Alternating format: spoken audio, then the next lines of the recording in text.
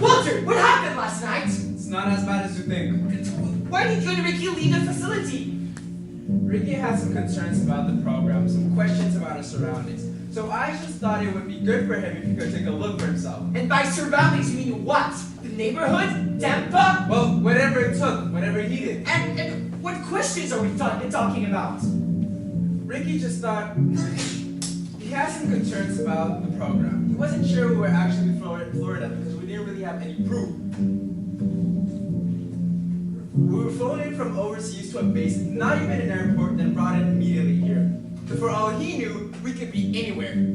All we had to go on it was your word, and then the fact that this cafeteria is some damn good key lime pie. But let's be honest, you don't have to be in Florida to find a decent key lime pie.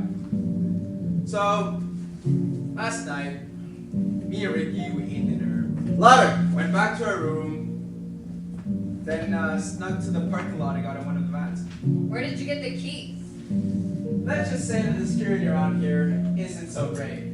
There's keys to everything just locked up on the corkboard. We're gonna have to take a look at that. Well, you're gonna have to take a look at that. Go on. Yeah.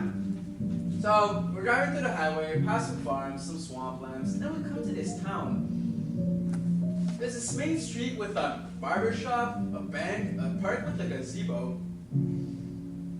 But no cars.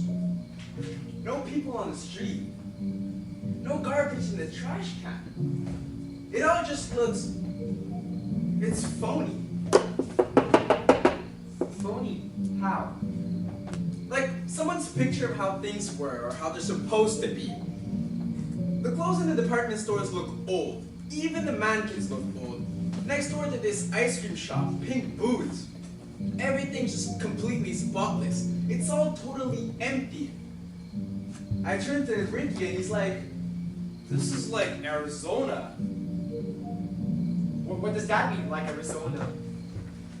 Before we were deployed, me and Ricky and a bunch of other guys were sent to these model towns, these replicas of towns in North Africa so we could train under the actual conditions, you know?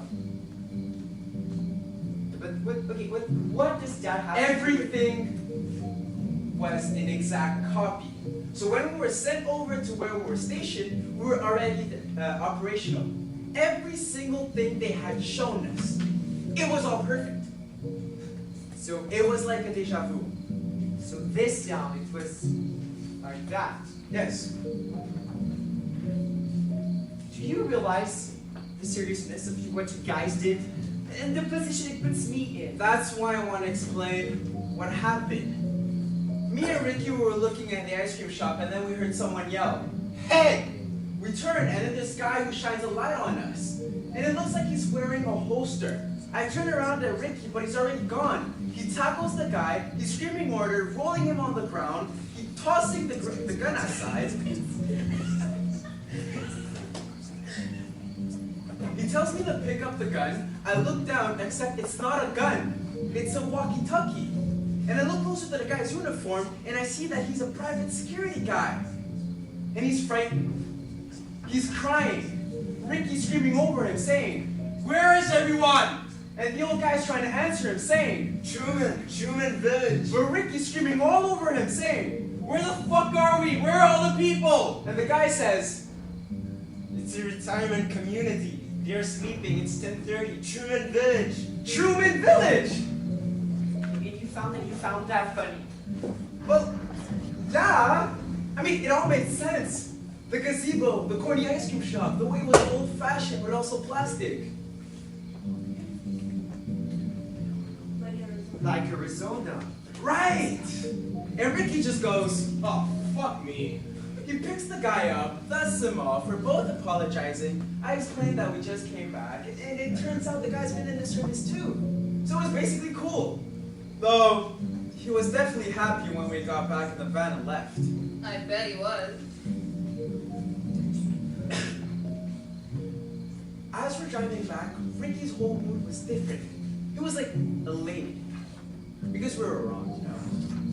We're getting help. We're really in Florida. The key lime pie is legit. That's all there is to it. I turn to Ricky and he says,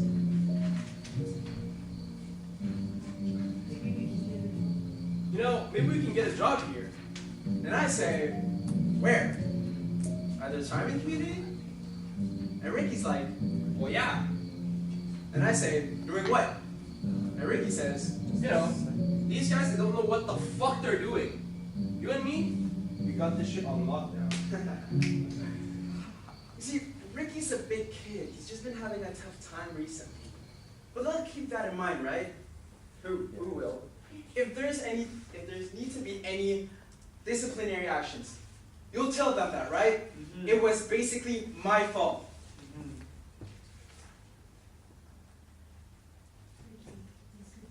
Ricky, he's good people. Okay, well, I will be talking to my boss and I'll see what I can do. That doesn't sound good. Oh, shut up, Diane! Engaging and upshutting. Okay, look what you're gonna do. Look what's gonna happen. You're gonna take this notebook and you're gonna self-report to keep busy. Note everything you want to talk about in our next session. Okay. And we're gonna have to isolate Ricky, but I'm sorry, it's out of my hands.